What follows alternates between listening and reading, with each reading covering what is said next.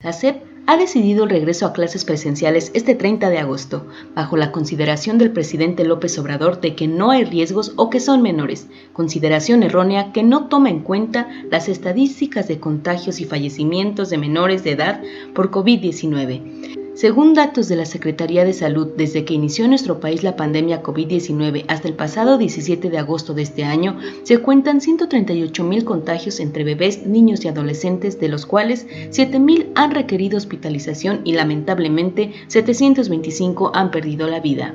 El gobierno argumenta que si no se regresa a clases presenciales, el rezago educativo crecerá significativamente, violentándose el derecho a la educación. ¿Cómo resolver esta encrucijada de derechos en que nos pone el regreso a las clases presenciales? Para el PRD se resuelve evitando tal encrucijada con el rechazo al retorno a las clases presenciales en las actuales condiciones en que se pone en riesgo la salud y la vida de miles de niños y niñas, así como sus familias. En base a su programa democrático que propone el goce pleno de todos los derechos humanos, considera que el Estado debe garantizar tanto el derecho a la educación como el derecho a la salud y a la vida de niñas, niños y adolescentes, sin el regreso a las aulas en estos momentos y mejorando las estrategias de educación a distancia que se han aplicado desde que se inició la pandemia COVID-19.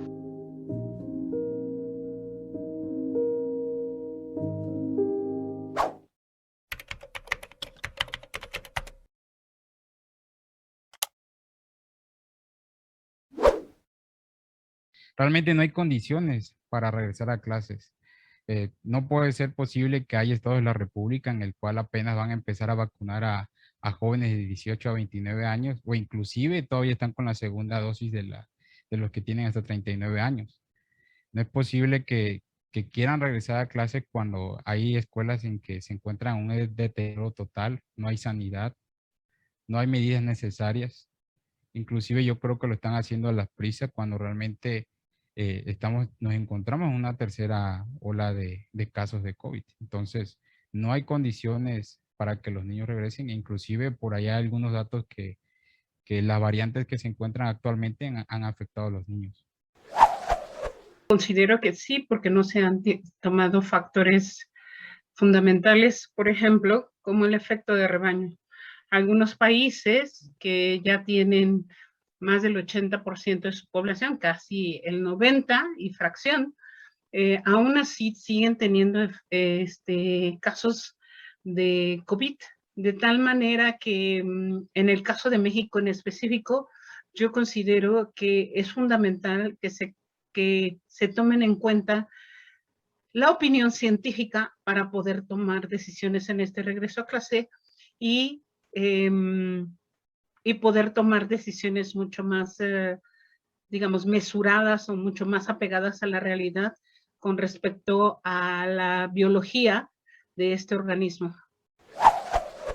Sin duda alguna, soy de los convencidos que el regreso a clases presenciales en estas condiciones generaría un problema mayor de riesgo para las niñas y niños mexicanos. ¿Por qué digo esto? Pues porque creo que no se tomaron las medidas suficientes y necesarias que generaran condiciones de convivencia adecuadas en los planteles educativos, sobre todo que garantizaran la vida y la salud de niñas, niños y todo el personal docente, lo que implica, obviamente, que haya mayor riesgos en las escuelas.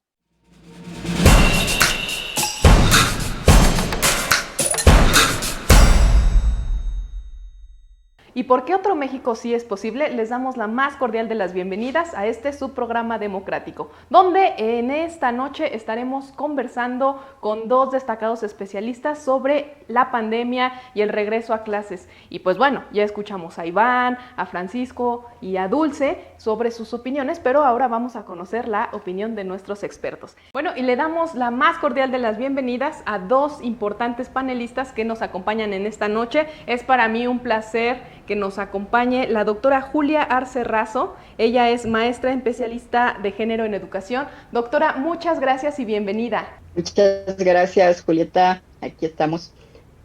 Gracias. También nos acompaña y tenemos el gusto de que el día de hoy esté el doctor Esteban Guevara Montiel. Él es doctor en Derecho y es activista de los derechos humanos. Doctor Esteban, bienvenido, muchas gracias. Hola, muchas gracias, Julieta. Muchas gracias por la invitación.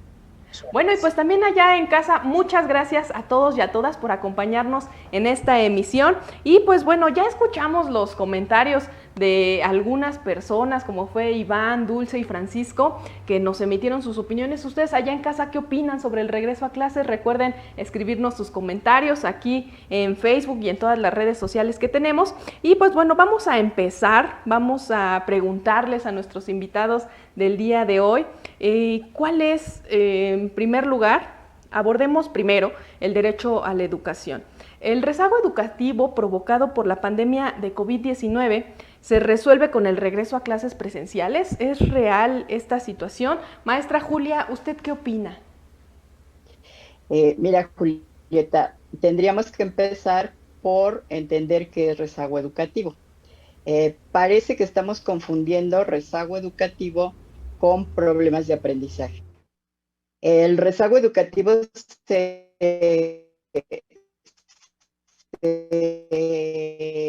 entiende como el todo se pone en ejercicio para atender el derecho a la educación. Y el presidente solo ha hablado de problemas de aprendizaje. Los problemas de aprendizaje se dan cuando los chicos están en situaciones no pertinentes o agradables. Si hablamos de rezago educativo, el grupo de gobierno tendría que estar atendiendo la infraestructura escolar, que los problemas principales ahorita uno de los principales problemas, es el agua. Las escuelas difícilmente tienen agua, las escuelas públicas. Hace un rato escuchaba yo que una escuela de Nezahualcóyotl tiene reventado el suministro de agua y de drenaje. Entonces, en esas condiciones no se puede regresar a la escuela. Si hablamos de rezago educativo, tendríamos que pensar, por ejemplo, que todo el dinero que se fue para las televisoras se tuvo que haber empleado durante todo este periodo de pandemia, por todo este periodo que hemos estado confinados, en la infraestructura escolar, en atender los problemas de los edificios escolares. No basta con que padres de familia y maestros limpien las escuelas, porque las van a limpiar un día, pero los niños tendrían que estar ahí todos los días. Los maestros viajan en transporte público para llegar a la escuela. En el transcurso de casa al trabajo, los maestros ya se pudieron haber contaminado. Padres de familia, niños, cuidadores primarios, en el trayecto de casa a escuela se pudieron haber contaminado. Eso es rezago educativo, el sistema educativo en completitud.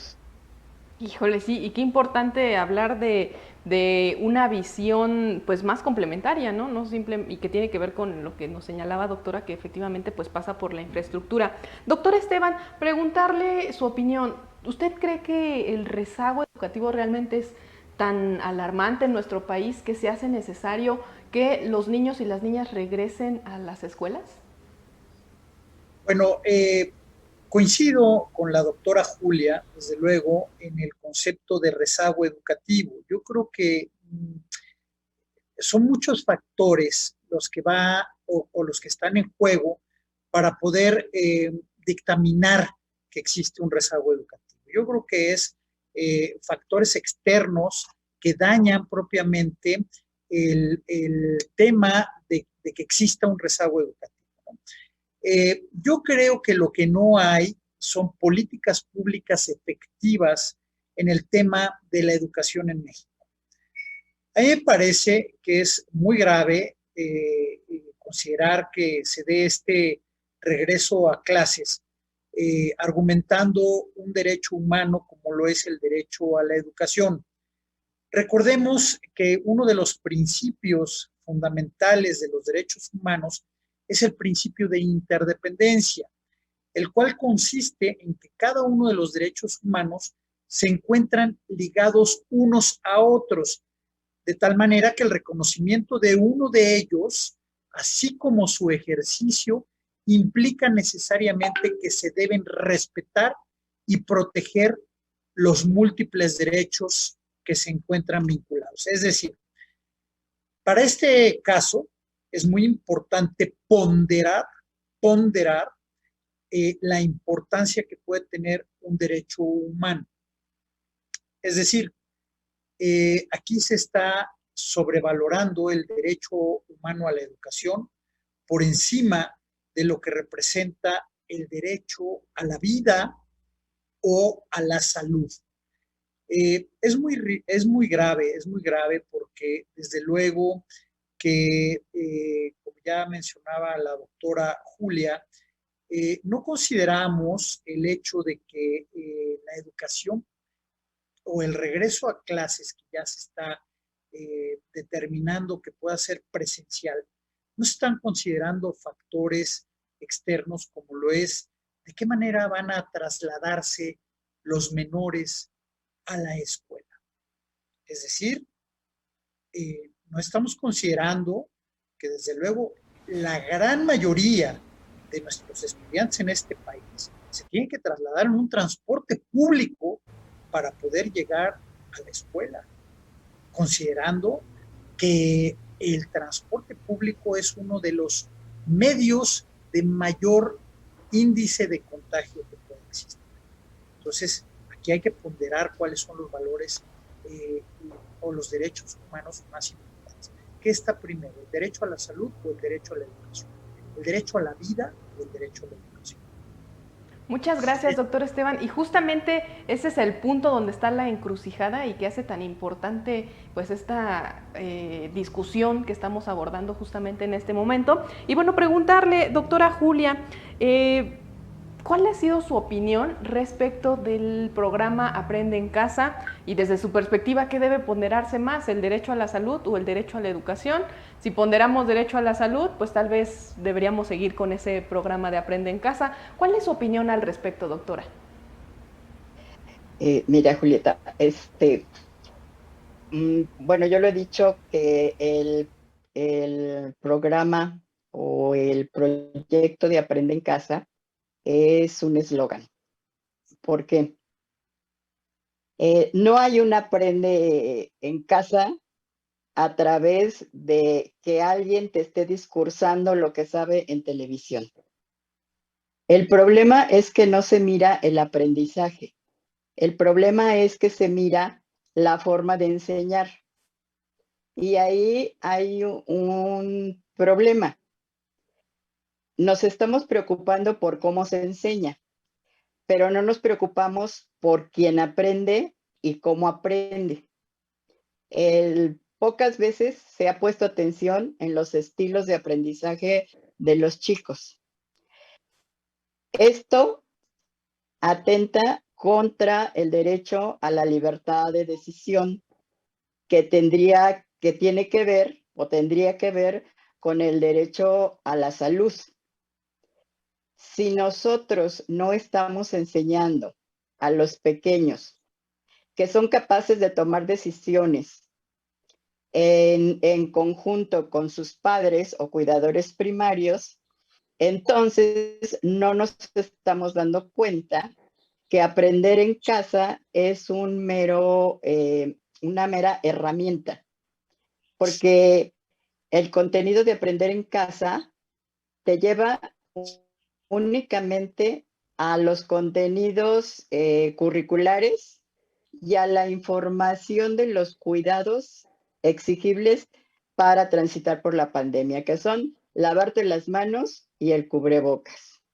Y ahí, ¿dónde está el derecho a la salud? Tendríamos que estar aprendiendo qué es y cómo se cuida la salud en la persona de cada uno. Y decidir, aprender a decidir, porque parece que estamos en un conjunto en el que no nos enseñaron a tomar decisiones porque un grupo toma decisiones, otro grupo las toma de manera heterónoma y está el grupo que yo llamo borreguil, ¿no? Porque nos han acostumbrado a que nos mandan y obedecemos. Esas particularidades del programa Aprende en Casa que no te enseña para que aprendas a cuidar la salud a través de contenidos curriculares, está transgrediendo de cierta manera el derecho tanto a la salud como a la educación, a la libertad de decisión y al cuidado de uno mismo. Así es. Pues muchas gracias, doctora Julia. Qué importante visibilizar también esta situación que pues a veces no somos conscientes y nada más vemos ahí el programa, pero no nos ponemos a cuestionar sobre los contenidos y que claro, podría ser una doble función, ¿no? También la de difundir y reforzar pues ciertas características que nos ayuden al garantizar nuestro derecho a la salud. Y bueno, en este sentido, doctor Esteban, ahí va una pregunta pues a lo mejor muy dura. ¿Usted considera que el regreso a clases propiciará un contagio masivo entre la población infantil y adolescente? Mire, Julieta, yo creo que el riesgo es latente, definitivamente. A mí me apenan mucho declaraciones de un presidente de la República que puede externar como hay que arriesgarnos, ¿no? Hay que salir a arriesgarnos, a jugarnos la vida, ¿no? Todos los días salir a jugarnos la vida. Yo estoy de acuerdo que tengamos que salir por el sustento diario, que tengamos que cumplir alguna función de trabajo laboral, pero creo que no hemos entendido lo que representa en su magnitud un concepto de pandemia. No es una enfermedad tropical, no es una gripa aislada, no es una enfermedad que se puede curar con una aspirina, con un medicamento de los que podemos encontrar fácilmente en una farmacia. Las cifras y las estadísticas no engañan. Usted mencionó al principio el número ya de menores que están contagiados de COVID-19. No es una gripa, no es un dolor de estómago, sino que realmente ya estamos viendo población vulnerable en este sentido, como son los menores, y que esto nos ha llevado, desde luego, a una mala estrategia. Desde luego, no podemos hablar ni siquiera de una política pública para la implementación de la vacuna en menores de edad. Tenemos una población de riesgo muy alta, que son todos los menores de 18 años. Es decir, ninguno de ellos en este país ha accedido a las vacunas para poder prevenir el contagio de COVID-19. Y desde luego que veo muy alto el riesgo de contagio en esta población, porque realmente hay resultados ya, hay indicadores que nos señalan que ya es población de riesgo. Entonces, en ninguna comunidad he visto que ya se esté implementando la vacuna a menores de 18 años. Parece ser que por ahí en Tlaxcala ya estaban empezando a atender a grupos de menores de 18 años, pero definitivamente no estamos sustentándonos en políticas públicas efectivas para en este sentido de salud para poder implementar las vacunas. No terminamos de entender que vivimos en una pandemia. No es un contagio de gripa, no es un contagio, como ya mencioné, de cualquier enfermedad. Es una pandemia donde corre riesgo de que la humanidad pierda lo más importante que es la vida. Ya lo hemos estado. Así es, doctor. Lamentablemente, pues esta situación de pandemia parece que en México a veces nos vale un poco porque vemos que todavía hay fiestas, vemos un montón de gente en la calle y pues lamentablemente seguimos a veces sin acatar las recomendaciones en materia de salud. Pero bueno, pues muchas gracias, doctor Esteban. Allá en casa, ¿ustedes qué opinan al respecto? ¿Van a mandar a sus hijos a la escuela ahora que se abra el ciclo escolar? ¿O qué opinas? Escríbenos ahí tus comentarios. Sí, mientras vamos a escuchar la opinión de Iván, de Brenda, de Dulce y de Francisco.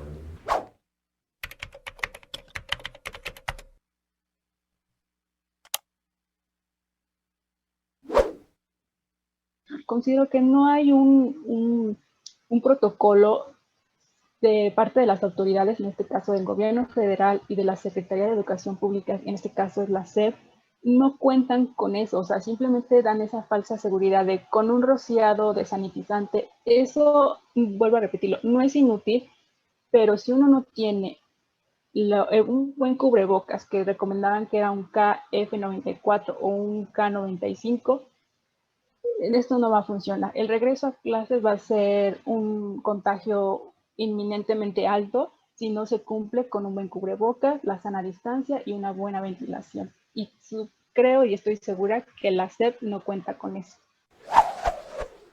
Muchos países ya han regresado a clases, pero si no podemos analizar la realidad que tenemos en el país, tenemos casi 18 meses de pandemia y las infraestructuras de las escuelas están acabadas, o sea, en el tema de agua potable, las instalaciones, y ahora con el tema de la sanidad, están convocando a padres y a maestros, a docentes, a que se coordinen a través de un pequeño kit que le van a dar de limpieza para que vean cómo van a aplicar la sanidad a los niños, ¿no? Entonces, realmente no existe ninguna condición para que regresen a clase cuando realmente no hay una inversión.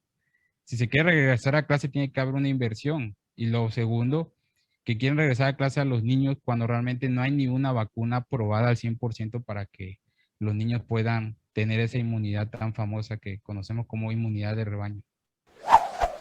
La opinión de los expertos significa particularmente que deben analizarse varios aspectos. Se ha hablado de lavarse bien las manos, ¿no?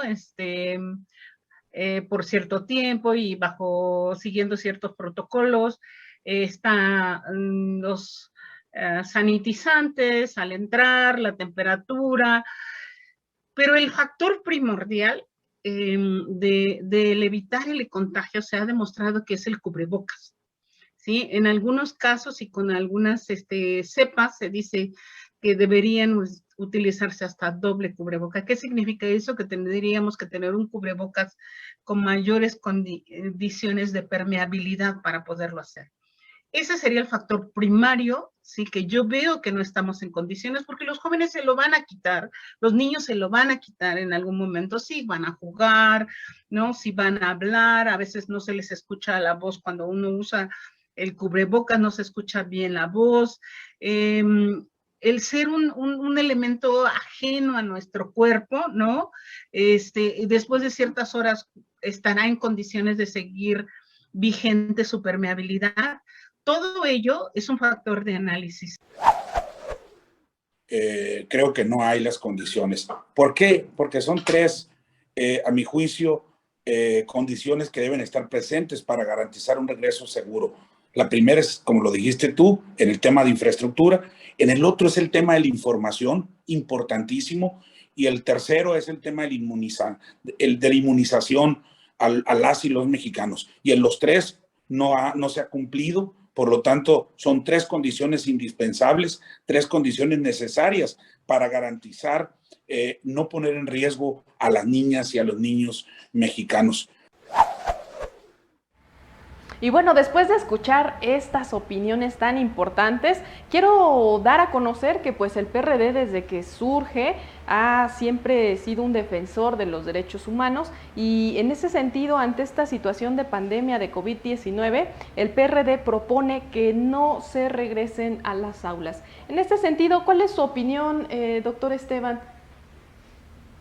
Bueno, mire, definitivamente la obligación del Estado frente a los derechos humanos, desde luego, que es de promover, proteger, respetar, garantizar los derechos humanos.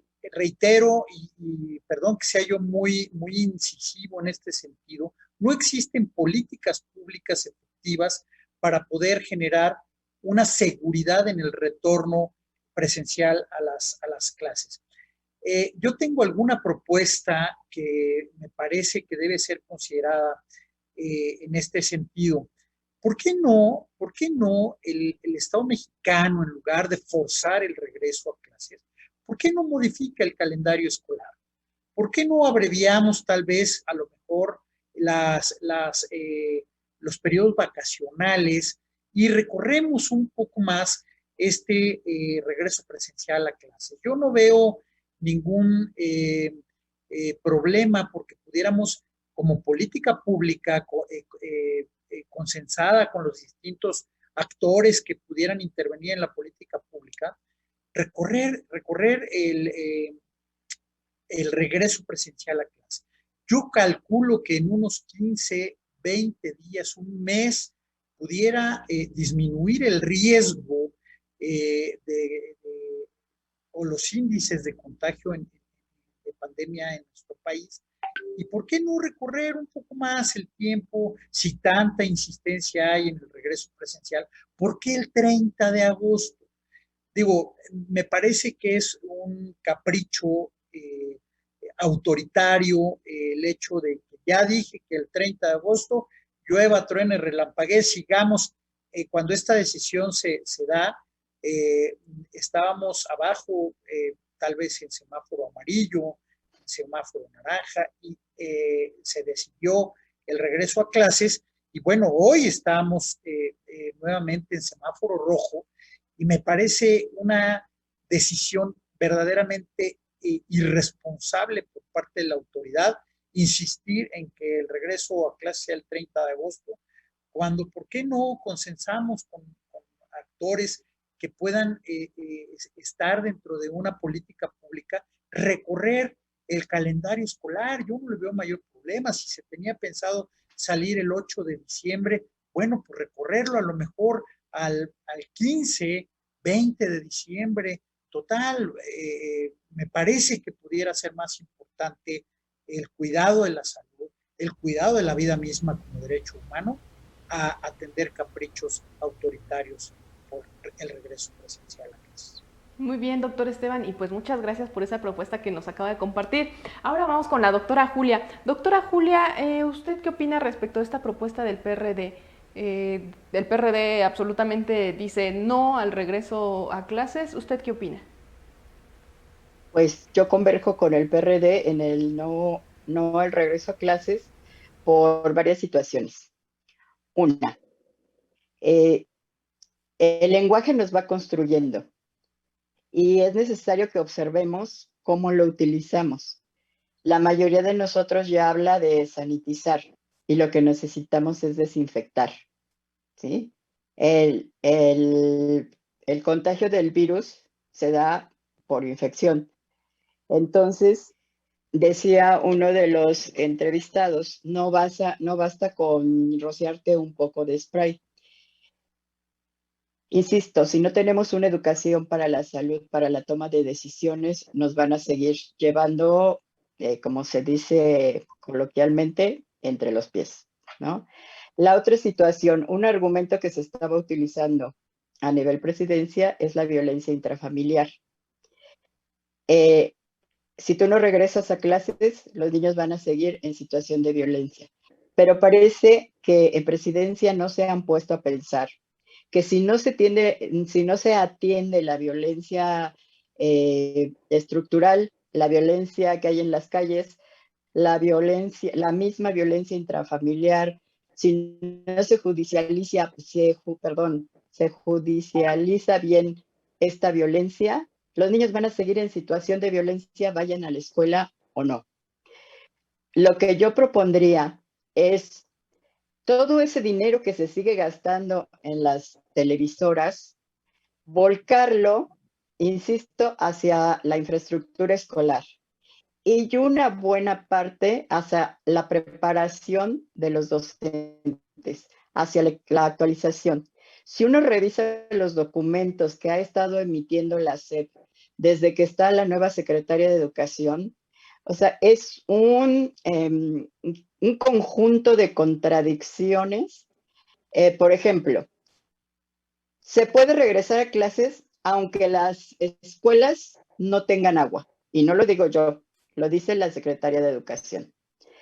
Si volcamos la atención hacia la preparación de los docentes y hacia brindar insumos a las escuelas, los profesores y los padres de familia tendrán una mejor atención en línea, con más recursos en línea, con contenidos diseñados por los profesores. Yo que soy docente frente a grupo, me doy cuenta que para preparar a los docentes mexicanos se ha llamado a los especialistas europeos, sobre todo a los españoles, para las pláticas acerca del estado emocional, se llamó a los españoles. ¿Y dónde queda nuestra realidad? Los españoles tienen otra realidad. Efectivamente, como decían en las entrevistas, las escuelas en España tienen sistemas de limpieza de aire. En México, si acaso, podemos tener una ventana de un lado del aula y no circula el aire. Entonces, son infinidad de situaciones que se tendrían que atender para que pudiera haber un sano regreso a clases. Sí hay un protocolo que emitió la SEP, que está registrado en el diario oficial. Sí lo hay, pero ese protocolo está plagado de contradicciones, de cosas que para quien está frente a un grupo en un salón de clases, en una escuela pública, resultan absurdas. Converjo con el PRD en que no es sano, no es saludable, no es higiénico el regreso a clases en este momento. Muy bien, doctora Julia, pues muchas gracias por su comentario y déjenme comentarles a nuestros panelistas y también allá a ustedes en casa que para el PRD no debe existir esta encrucijada entre elegir qué es más importante, si nuestro derecho a la salud o nuestro derecho a la educación. Desde el PRD estamos seguros de que esta situación puede converger y en este sentido llama y ha hecho muchos pronunciamientos a la SEP para que pueda diseñar y redefinir la estrategia del aprendizaje desde la casa. En este sentido, doctor Esteban, ¿usted qué opina? ¿Cree que sí sea posible que la SEP rediseñe su estrategia para el aprendizaje desde casa, salvaguardando evidentemente nuestro derecho a la salud? Pues mire, yo creo que hay que analizar a países exitosos que definitivamente tienen su educación de manera virtual y aplicar en nuestro país modelos pedagógicos que verdaderamente sean funcionales y que realmente tengan un impacto en nuestra comunidad estudiantil. Miren, yo creo que aquí tenemos un problema generacional que no solamente es responsabilidad del Estado. Nosotros como sociedad no respetamos a la misma sociedad. Nosotros hemos crecido en una generación de realmente improvisación, donde no hay una planeación de vida, donde definitivamente tenemos un Estado mexicano que se está reinventando cada 6 años. Hay una reingeniería de país cada 6 años, según la presidencia que hoy nos ocupa, y no tenemos una visión de a dónde podríamos llegar a 20, 25 años como nación. Esto, ¿a dónde quiero llegar con esto? Que definitivamente los planes de educación que tenemos en nuestro país no nos orientan a tener una proyección como personas, como parte de la sociedad. Y esto nos hace estar en un bache. Con ello es toda una cadenita y que definitivamente no estamos preparados para poder generar esa visión que nos pudiera llevar a una planeación educativa a 20, 25 años. La educación de hace 10 años no es la misma que hoy se está proyectando, y definitivamente el mundo globalizado nos lleva a entender desde otra óptica la educación. Hoy no es un impedimento que podamos tener acceso a la educación desde casa, simplemente tenemos hoy más recursos. Hoy generalmente las bibliotecas son muy poco visitadas, consultadas. Hoy tenemos la información a la mano, realmente a un clic, y no la estamos sabiendo aprovechar. Entonces, yo creo que aquí lo que hace falta es diseñar una verdadera política pública con respecto a la educación virtual. Y desde luego que en casa podemos aprovechar muy bien esta educación. Es tarea de todos, no solamente de los docentes. Es tarea de una sociedad donde se pueda ver la responsabilidad por tener una proyección de educación a 20 años, por lo menos. Así es, doctor, siempre hay que ver a largo plazo y pues parece que en este país pues no existen políticas públicas que visualicen así, ¿no? Como que vamos solo en la inmediatez. Pero bueno, doctora Julia, ¿usted qué opina? ¿Cree que sí pueda ser posible esta visión de garantizar nuestro derecho a la salud y nuestro derecho a la educación de manera simultánea? Yo pienso que sí es posible si no tuviéramos el principio de austeridad presente. Porque tenemos austeridad en ética, austeridad en responsabilidad, austeridad en compromiso, más que la austeridad financiera. Hay una particularidad para entender la pandemia, y hace rato lo comentaba el doctor, es que no se entiende lo que está pasando en nuestro país y en la sociedad hasta que te toca. Hasta que pasaste gravemente por la enfermedad, no como en la presidencia se dice que pasó, y hasta que no tienes la ausencia de la familia. Hay algo que no se está tomando en cuenta en educación para este regreso a clases, y es la orfandad por circunstancia de pandemia.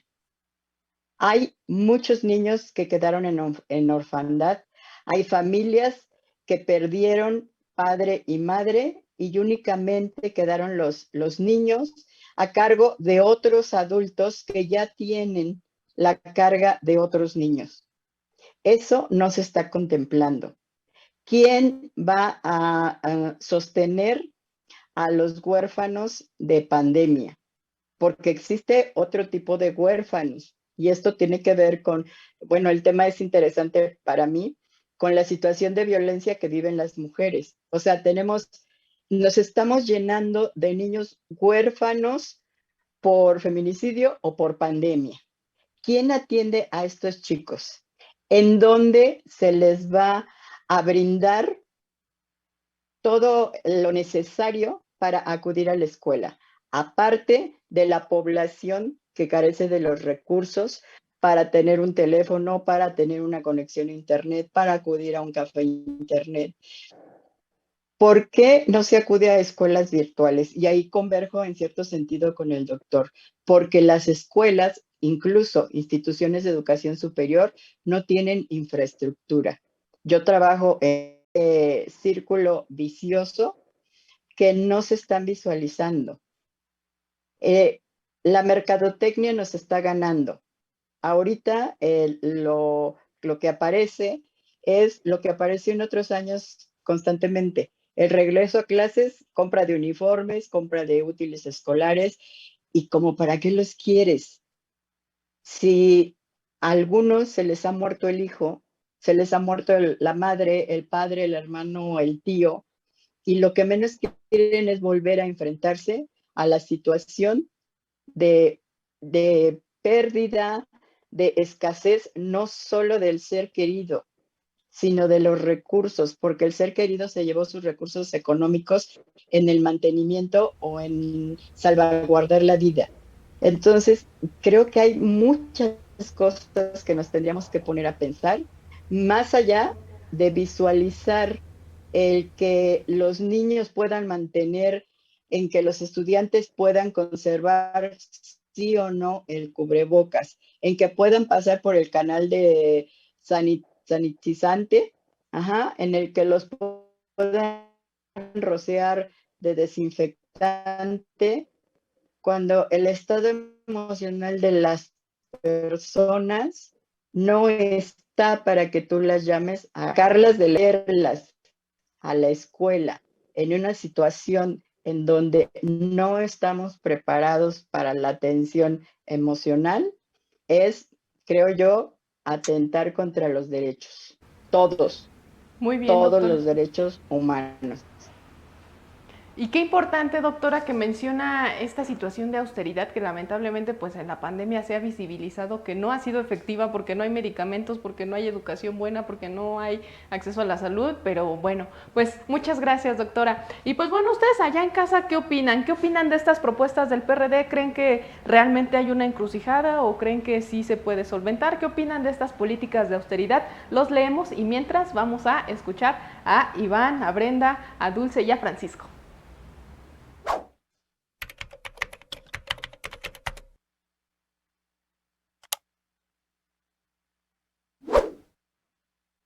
Yo lo que propongo en sí, o creo que lo que hay que mejorar, es que el gobierno trabaje con la iniciativa privada con el tema de telecomunicaciones. ¿Por qué? Porque si tenemos internet de buena calidad y tenemos internet para todo el país, no hablo que lo den gratuito, pero a lo mejor a un costo económico, ¿no? Para las diferentes poblaciones. Pero si tenemos un sistema de telecomunicaciones muy bien, podemos regresar a clases de manera poco a poco, ¿no? No necesariamente de golpe todos, pero poco a poco se puede hacer, ¿no? Entonces necesitamos mejorar, necesitamos trabajar en el tema de telecomunicaciones y yo creo que el gobierno tiene entrada con la iniciativa privada para poder hacerlo. Yo primero creo que hay que apostarle con todo al proceso de vacunación. Creo que es el único procedimiento científico probado hasta la fecha. En México vamos muy por debajo todavía de lo que se necesita. Debo decirte que el 17 de agosto de 2021, el 42% de los mexicanos y mexicanas había recibido la primera vacuna, solamente un 20% había recibido su esquema completo, pero solo se considera el porcentaje mayor de 18 años. Hoy se están contagiando los menores de edad, nuestros niños y niñas. Por lo tanto, si mides todo el porcentaje del total de los 125 millones de mexicanos, el porcentaje todavía disminuiría. Yo le apostaría más al tema de la vacunación. Bueno, y pues ahora después de escuchar estas opiniones, vamos a una sección que pues la verdad se antoja muy interesante con Gaby porque ahí la va a hacer ahí un poco de vidente y vamos a conocer nuestros pronósticos políticos.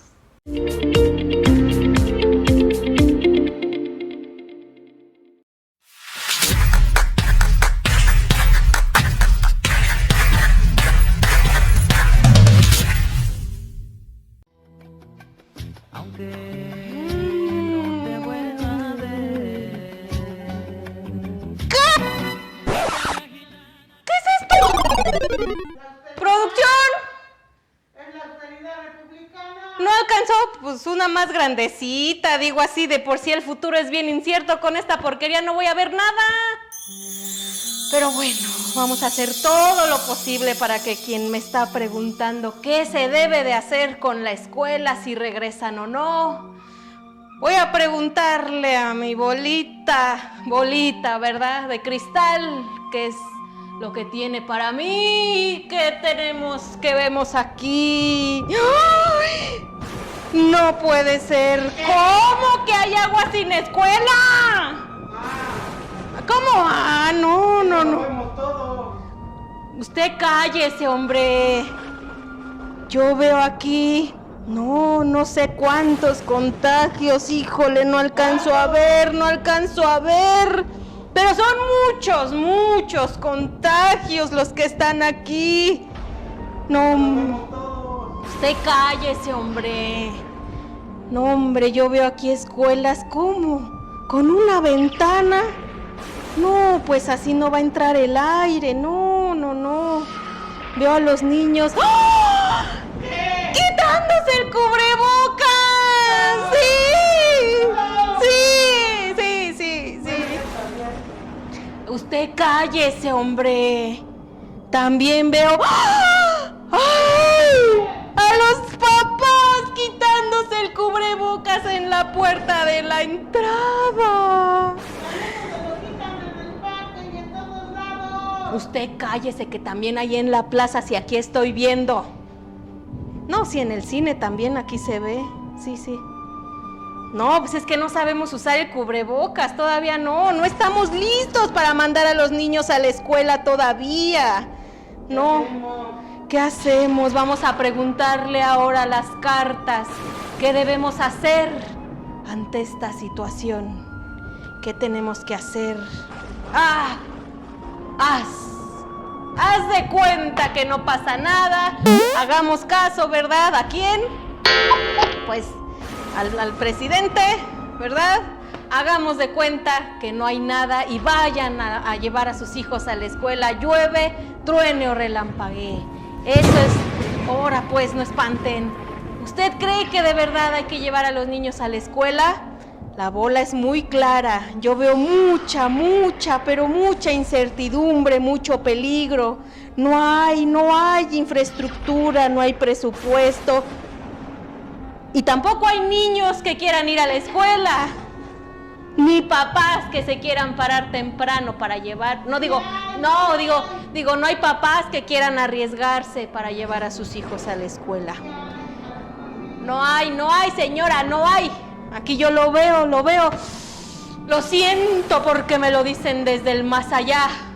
Los niños no deben volver a la escuela. No hay manera, no hay. Bueno, ¿quién me va a pagar?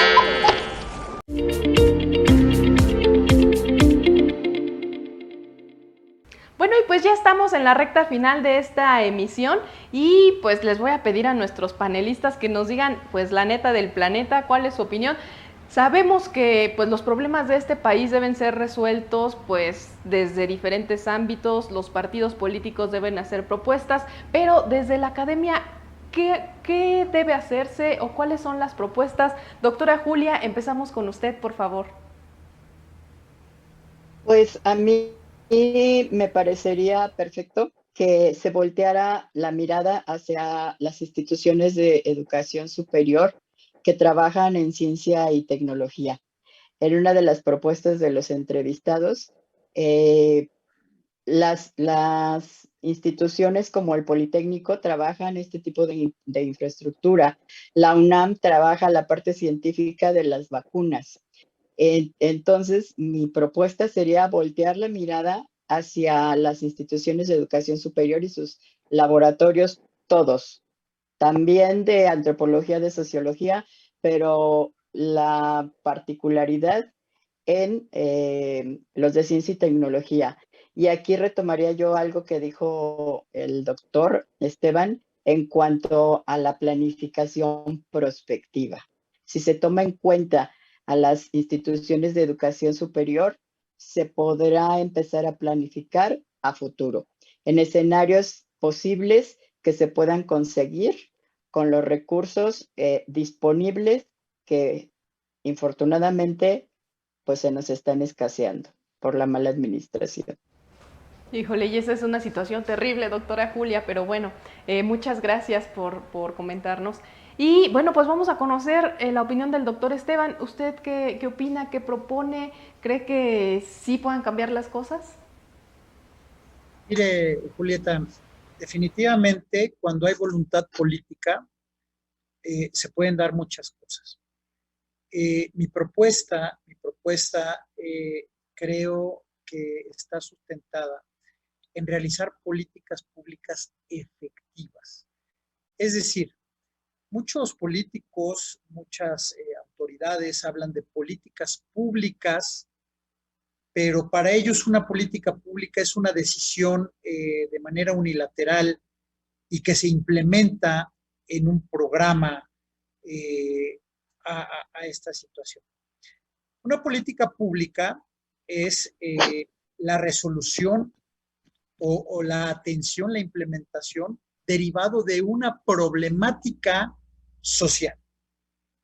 Definitivamente estamos frente a una problemática social como es propiamente el tema de la salud, que es atender un tema de pandemia. Está mal llevado el enfoque de todo esto que tiene que ver con la pandemia. No hay una política pública con respecto a la educación.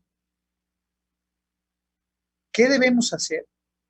Pues deben intervenir personas que tienen que ver con la política. Es decir, para implementar una política pública debemos convocar a diversos actores, como son los maestros, como son alumnos, como son sociólogos, como son médicos, como son abogados, como son autoridades, desde luego, para poder llegar a un punto de acuerdo. No se ha establecido una política pública. Harold Lasswell, quien es el padre de las políticas públicas, establece una serie de pasos para poder llevar a cabo el establecimiento de una política pública. Una política pública, reitero, no es la decisión de una autoridad. A final de cuentas es quien es la parte responsable de llevar a cabo la implementación y la puesta en marcha de esta política pública. Pero no, mi propuesta es realmente que se puedan establecer políticas públicas efectivas. Primero, de salud. Y segundo, de educación. Es decir, convocar a los actores que intervienen tanto en temas de salud como de educación. Yo estoy proponiendo, desde luego, por ejemplo, que se revise el calendario escolar. Mire, tenemos casos exitosos como el de Nueva Zelanda, como el de China, que han parado actividades 15 días para no incrementar los índices de contagio. Y les ha funcionado. ¿Y esto de qué habla? De una corresponsabilidad entre sociedad y gobierno, precisamente para evitar el incremento de tragedias en esta pandemia. Nueva Zelanda y China pararon 15 días todas las actividades. Vaya, ¿qué son 15 días? No es más importante ahorita una cuestión mercadológica o la capitalización del empresario. Yo sé que ya estiraron más, pero el Estado tampoco ha implementado políticas para apoyar la economía de los empresarios. Es triste, porque el Estado no arriesga. Yo, por ejemplo, para mí es muy importante que podamos recorrer el calendario escolar 15 días. En 15 días yo estoy casi seguro que si todos, de manera responsable, nos quedamos en casa, van a disminuir correctamente los índices que tenemos tan alarmantes. 15 días. Esa sería mi propuesta. Muchas gracias, doctor, por compartirnosla. Y pues bueno, ustedes allá en casa, ¿qué opinan? ¿Creen que otro México sí es posible? Pues bueno, vamos a hacerles esta pregunta a Iván, a Brenda, a Dulce y a Francisco.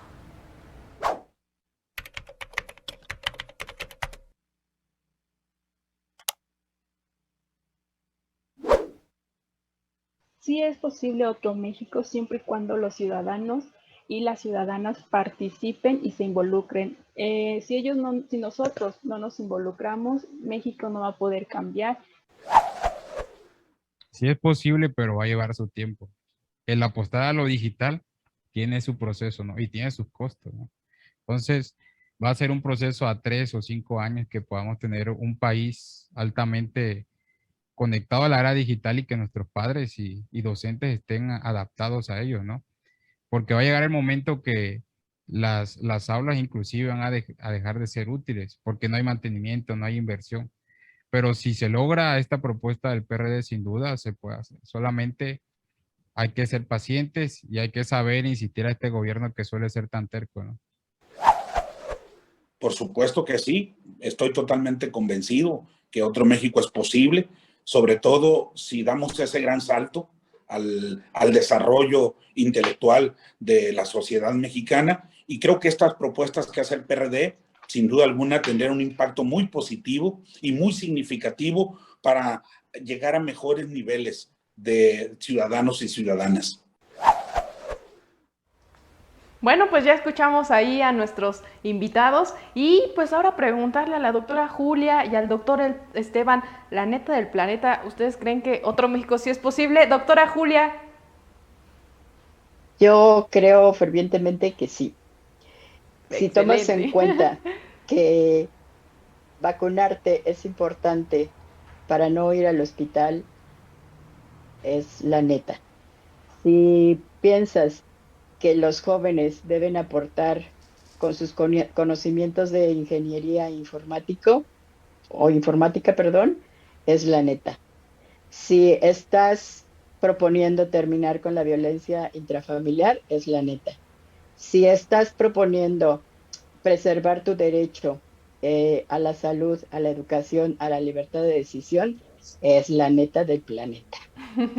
Muchas gracias, doctora Julia, y muchas gracias sobre todo pues por hablarnos con la neta. Y bueno, pues doctor Esteban, ¿usted qué opina? ¿Otro México es posible?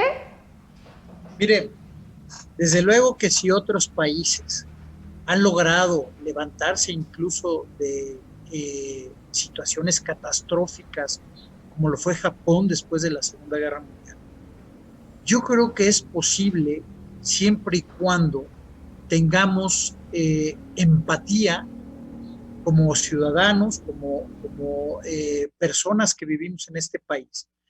Y creo que sí es posible otro México cuando de manera corresponsable podemos observar desde otros ojos, desde otra óptica, la comunidad en la que vivimos. Es decir, creo que aquí la palabra sería empatía. No solamente vivo yo en este planeta, no solamente vivo yo en este país, vivo en una sociedad y de manera corresponsable tengo que atender las necesidades que se viven en torno a ellas. Y una de estas necesidades es cuidarme para cuidar a los demás. Ese es, yo creo que otro México es posible siempre y cuando atendamos esta parte. Así es, doctor Esteban. Pues muchas gracias, doctora Julia, muchas gracias, doctor Esteban, por acompañarnos en esta transmisión. Y desde aquí, desde el PRD, también les queremos agradecer a todos y a todas quienes siguieron esta emisión de este programa democrático. Y recuerden que aquí estamos seguros de que otro México sí es posible.